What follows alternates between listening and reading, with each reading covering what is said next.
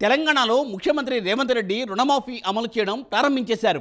మరి సవాల్ విసిరిన హరీష్ రావు పరిస్థితి ఏంటి? రాజీనామా చేస్తానని సవాల్ విసిరి ఇప్పుడేమో కండిషన్లు పెట్టకండి, అవి చేయకండి, ఇవి చేయకండి అంటూ చేస్తున్న రుణమాఫీ మీద సాకులు వెతుకుతున్నారట హరీష్ రావు. ఓవరాక్షన్ ఎందుకు, ఇప్పుడు కవరింగ్ ఎందుకు హరీషా అంటూ కాంగ్రెస్ నాయకులు దెప్పిపొడుస్తున్నారట. ఇప్పుడు ఇక రేవంత్ హరీష్ ఫైట్పై ఓ లుక్కేద్దాం.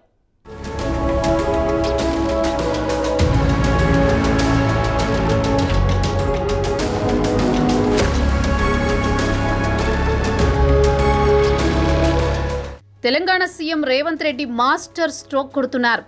2 లక్షల రుణమాఫీని కట్ ఆఫ్ డేట్ కంటే నెల రోజుల ముందుగానే అమలు చేస్తున్నారు.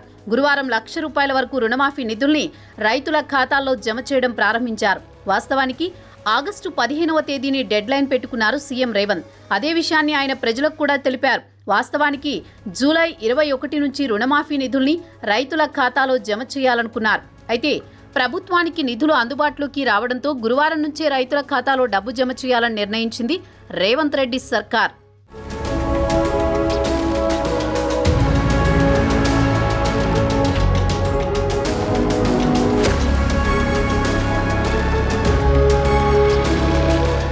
ఇటీవలి కాలంలో సీఎం రేవంత్ పలు రకాల విమర్శలను ఎదుర్కొంటున్నారు. ఒకవైపు బీఆర్ఎస్ నుంచి ఎమ్మెల్యేలను కాంగ్రెస్లోకి పెద్ద ఎత్తున వలసలు రావడంతో ఆయన ఫిరాయింపులను ప్రోత్సహిస్తున్నారన్న విమర్శలు ఎదుర్కొంటున్నారు.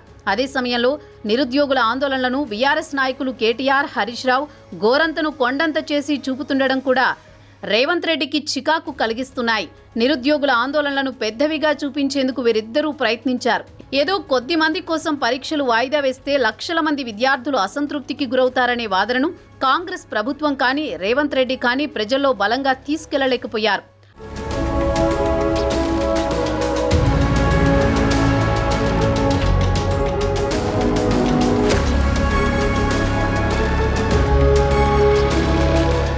ప్రభుత్వంపై క్రమంగా అసంతృప్తి పెరుగుతోందన్న భావన ఏర్పడుతున్న సమయంలో ఒక్కసారిగా రేవంత్ రెడ్డి రుణమాఫీని ప్రకటించారు. ఒకే ఒక ప్రకటనతో ఇప్పటి వరకు ఆయన ఎదుర్కొన్న విమర్శలు గాలికి కొట్టుకుపోయాయి.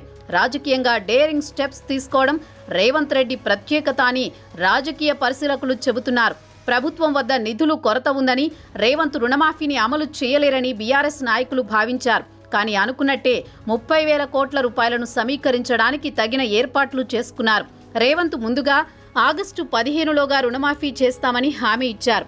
ఆ దిశగా గురువారం నుంచి అడుగులు పడుతున్నాయి. మరి బీఆర్ఎస్ నాయకుడు హరీష్ రావు సవాలు విసిరిన విధంగా ఎమ్మెల్యే పదవికి రాజీనామా చేయాలి, కానీ ఆయన మాత్రం లబ్ధిదారుల్ని తగ్గించారని ఎదురుదాడి ప్రారంభించారు.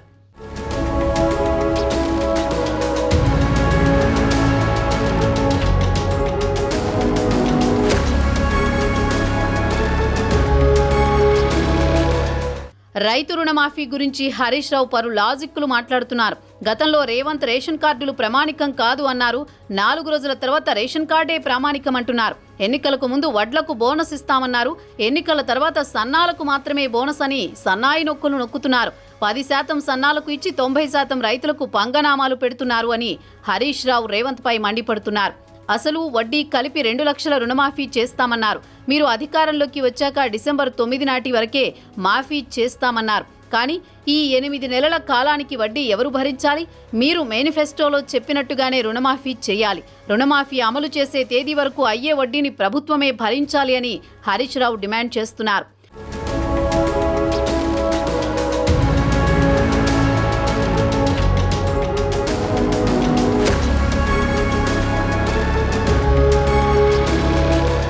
రీషెడ్యూల్ చేసుకున్న వారికి రుణాలు వర్తించవు అన్నారు. రైతులు తీవ్రంగా నష్టపోయినప్పుడు, కరువు పరిస్థితులున్నప్పుడు, వరదలు వచ్చినప్పుడు, పంట పొలాలు కొట్టుకుపోయినప్పుడు రుణాలు రీషెడ్యూల్ చేస్తారు.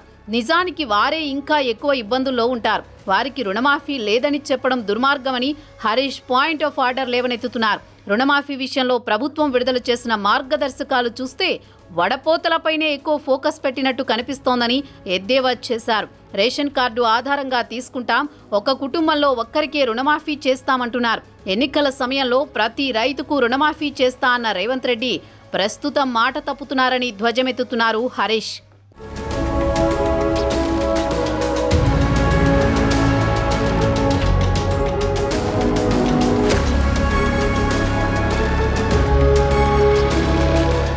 ముఖ్యమంత్రి రేవంత్ రెడ్డి ఆగస్టు 15 కంటే ముందే రైతు రుణమాఫీ అని హామీ ఇచ్చారు. దానికంటే ముందే ఈ ప్రక్రియను మొదలుపెట్టారు. మరి సవాలు విసిరిన విధంగా హరీష్ రావు రాజీనామా చేయాలి, కానీ రుణమాఫీలో లొసుగులు వెతుకుతున్నారు. దీన్ని బట్టి చూస్తే హరీష్ కూడా సవాల్ విసిరే ముందు కండిషన్స్ అప్లై అని చెబితే బాగుండేది కదా అని కాంగ్రెస్ వారు ఎద్దేవా చేస్తున్నారు. మరి హరీష్ దీనిపై ఎలా స్పందిస్తారో వేచి చూడాల్సిందే.